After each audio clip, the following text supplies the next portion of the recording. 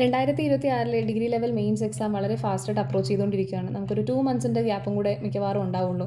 സെപ്റ്റംബറിൽ തന്നെ എക്സാം കാണാനാണ് ചാൻസ്. മുന്നേ എക്സാം സ്ലോട്ട് വന്നിട്ടുണ്ടായിരുന്നു. അതുകൊണ്ട് സെപ്റ്റംബറിന് ശേഷം എന്ന് വേണം നമുക്ക് എക്സാം എക്സ്പെക്ട് ചെയ്യാം. ഉടനെ തന്നെ സെപ്റ്റംബറിൻ്റെ കലണ്ടർ വരുമ്പോൾ നമുക്ക് പറയാൻ പറ്റും ഏതൊക്കെ എക്സാംസ് മെയിൻസ് എക്സാംസ് നമുക്ക് സെപ്റ്റംബറിൽ ഉണ്ടാവും എന്നുള്ളത്. അതിൻ്റെ കൂടെ തന്നെ നമുക്കറിയാം കുറച്ച് അല്ലാത്ത എക്സാംസ്, അതായത് ബെബ്കോ LD, സ്റ്റോർമാൻ, അങ്ങനെയൊക്കെ വന്ന 10th പ്രിലിംസ് എക്സാമും നമുക്ക് വരുന്നുണ്ട്.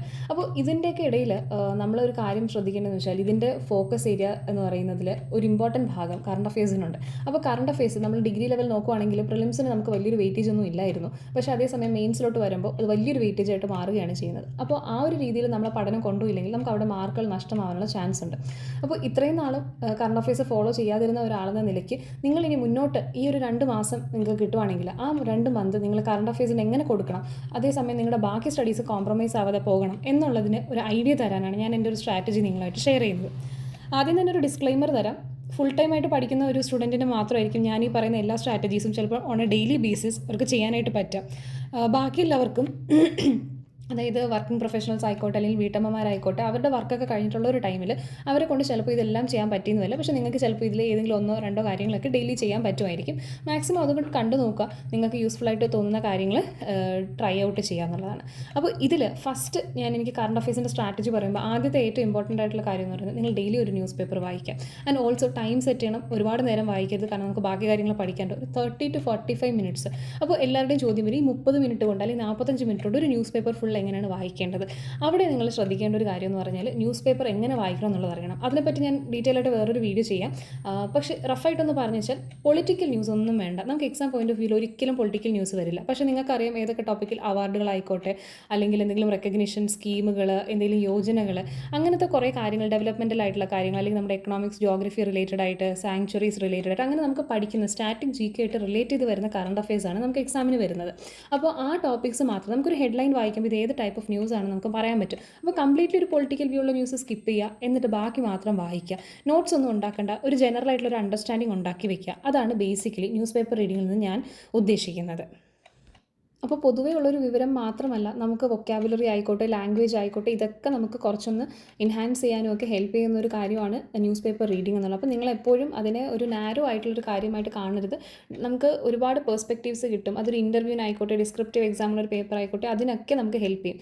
ലാസ്റ്റ് മിനിറ്റിൽ കുറേ ഫാക്ട്സ് മഗപ്പ് ചെയ്യാനായിട്ട് നമുക്ക് പറ്റില്ല. അപ്പോൾ കാര്യങ്ങൾ നമ്മൾ എല്ലാ ദിവസവും അപ്ഡേറ്റഡ് ആയിട്ട് ഇരുന്ന് കഴിഞ്ഞാൽ ആൾക്കാരുടെ പേരുകളായിക്കോട്ടെ അല്ലെങ്കിൽ ഡേറ്റുകളായിക്കോട്ടെ, ഇതൊക്കെ ഓർത്ത് വയ്ക്കാൻ നമുക്ക് കുറച്ചുകൂടെ എളുപ്പമായിട്ട് വരും. അപ്പോൾ അതുകൊണ്ട് തന്നെ ഡെയിലി ന്യൂസ് പേപ്പർ വായിക്കാനായിട്ട് ശ്രദ്ധിക്കുക. നിങ്ങളുടെ ചോയ്സ് ഓഫ് ന്യൂസ് പേപ്പർ ഏതും ആയിക്കോട്ടെ, പക്ഷേ നിങ്ങൾക്ക് കംഫർട്ടബിൾ ആയിട്ടുള്ള ഒരു ന്യൂസ് പേപ്പർ ചൂസ് ചെയ്ത് ഡെയിലി വായിക്കാനായിട്ട് നോക്കാം. അപ്പോൾ പൊളിറ്റിക്കൽ ന്യൂസ് എല്ലാം സ്കിപ്പ് ചെയ്ത് കഴിയുമ്പോൾ തന്നെ നിങ്ങൾക്ക് ഏകദേശം 30 മിനിറ്റ് കൊണ്ട് തന്നെ ഒരു ന്യൂസ് പേപ്പർ കവർ ചെയ്യാനായിട്ട് പറ്റും. അപ്പോൾ ഇതിന് ശേഷം ഇനി അടുത്ത് ഞാൻ പറയുന്നത് ഡെയിലി ക്ലാസ്സസ് ആണ്. അതായത് യൂട്യൂബിൽ ഡെയിലി കറണ്ട് അഫയേഴ്സിൻ്റെ ക്ലാസ്സസ് ഒരുപാട് പേര് പ്രൊവൈഡ് ചെയ്യാറുണ്ട്. ഞാൻ സ്ഥിരമായിട്ട് കേൾക്കുന്നത് ടെക്സ്റ്റ് ബുക്കിൽ ക്ലാസ് എടുക്കുന്ന ഒരു ഹിന്ദിയിലാണ് അവർ പഠിപ്പിക്കുന്നത്.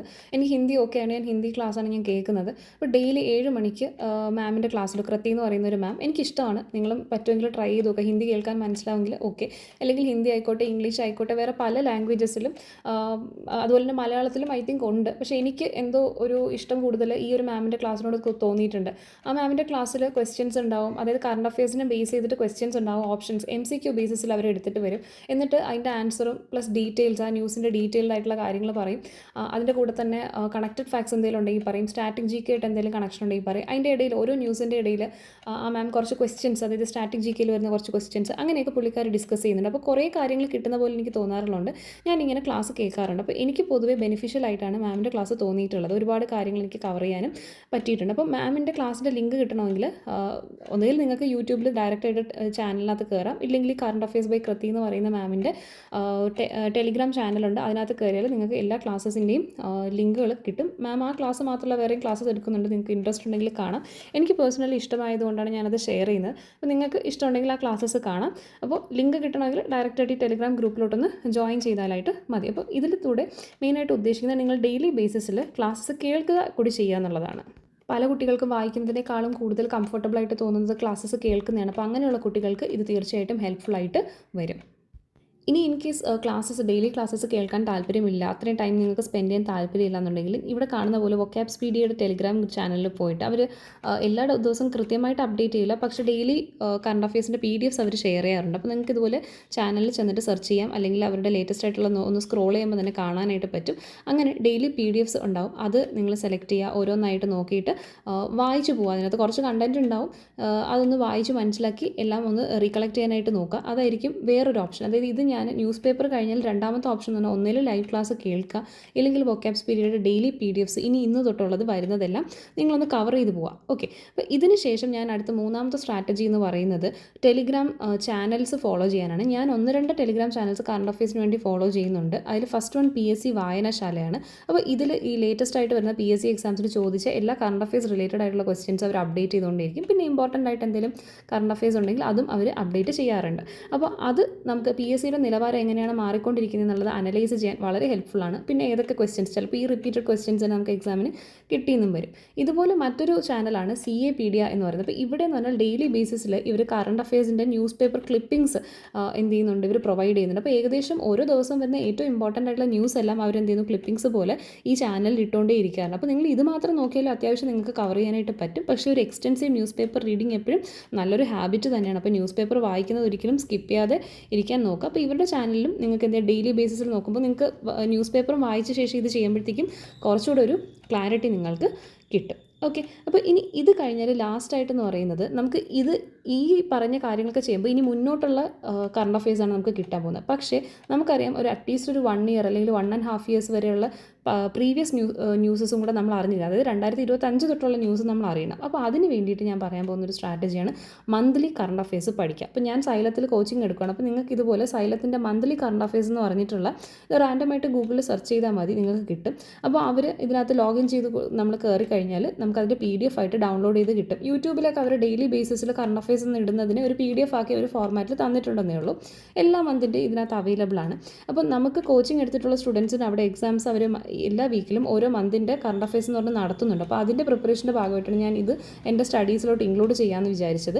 ഒരുപാട് ടൈം, കാരണം ഇതൊക്കെ പഠിക്കാൻ എന്നാൽ ഒരുപാട് എക്സ്റ്റെൻസീവ് ആണ്. അപ്പോൾ നമ്മൾ ഒരുപാട് ടൈം വേസ്റ്റ് ചെയ്യാതെ തന്നെ ഇത് പഠിക്കണമെന്നുള്ളതാണ് ഇമ്പോർട്ടൻ്റ് ആയിട്ടുള്ളൊരു കാര്യം. അപ്പോൾ ഞാൻ യൂസ് ചെയ്യുന്ന ഒരു സ്ട്രാറ്റജി എന്ന് പറഞ്ഞാൽ ഇപ്പം നെക്സ്റ്റ് മന്ത് ഇപ്പോൾ എനിക്ക് നെക്സ്റ്റ് വീക്ക് എനിക്ക് ക്ലാസ്സിൽ എക്സാം വരുന്നതെന്ന് പറഞ്ഞു കഴിഞ്ഞാൽ ജൂൺ 2025 അപ്പോൾ ഞാൻ ആ PDF നോക്കിയിട്ട് ഒരു 30 ഓരോ ദിവസത്തെ ഓരോ പേജ് കണക്കാക്കിയാൽ 30 മുതൽ 31 പേജ് വരെ നമുക്ക് ഏകദേശം ആ ഒരു PDFൻ്റെ ലെങ്ത് വരും. ഇതിൽ നിന്ന് നമുക്കറിയാം PSC എങ്ങനത്തെ ചോദ്യങ്ങളാണ് ചോദിക്കുന്നത്. അപ്പോൾ അങ്ങനത്തെ ഒരു ടോപ്പ് 10 അല്ലെങ്കിൽ ഒരു ടോപ്പ് 15 ന്യൂസ് മാത്രം എന്ത് ചെയ്യുക, ഞാൻ പിക്ക് ചെയ്തിട്ട് പഠിക്കും. ഓക്കെ, അത് ഇമ്പോർട്ടൻ്റ് ആയിട്ട് മറന്നു പോകുന്നുള്ളതാണെങ്കിൽ ഞാൻ നോട്ട് ചെയ്തും കൂടെ വയ്ക്കും.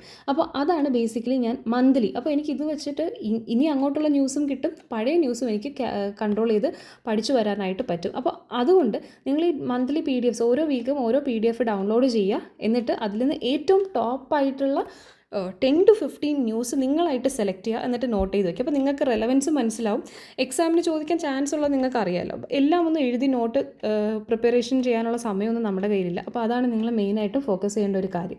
അപ്പോൾ ഇങ്ങനെയൊക്കെ നിങ്ങൾ ചെയ്ത് കഴിഞ്ഞാൽ തന്നെ നിങ്ങൾക്ക് ഏറ്റവും ഹെൽപ്ഫുള്ളായിട്ട് കറണ്ട് അഫയേഴ്സ് പ്രിപ്പയർ ചെയ്ത് എക്സാമിന് പോകാനായിട്ട് പറ്റുമെന്നുള്ളത് ആണ് എൻ്റെ ഒരു പ്രതീക്ഷ. കാരണം ഇത് ഞാൻ പേഴ്സണലി ഒരു ആസ്പിറൻ്റ് എന്ന നിലയ്ക്ക് സ്വന്തമായിട്ട് ആലോചിച്ചെടുത്ത ഐഡിയാസാണ്. ഇതിലേതെങ്കിലുമൊക്കെ നിങ്ങൾക്ക് തീർച്ചയായിട്ടും ഹെൽപ്പ് ചെയ്യും. അപ്പോൾ നമ്മൾ ഇനി അങ്ങോട്ട് കറണ്ട് അഫയേഴ്സിന് എക്സാം പോയിന്റ് ഓഫ് വ്യൂവിൽ നമ്മൾ നോക്കുമ്പോൾ ഈ ഒരു സ്ട്രാറ്റജിയൊക്കെ അപ്രോച്ച് ചെയ്തിട്ട് പ്രിപ്പയർ ചെയ്യാനാണ് ഞാൻ ആഗ്രഹിക്കുന്നത്. അപ്പോൾ ഇത് എല്ലാവർക്കും യൂസ്ഫുൾ ആകുമെന്ന് വിചാരിക്കുന്നു.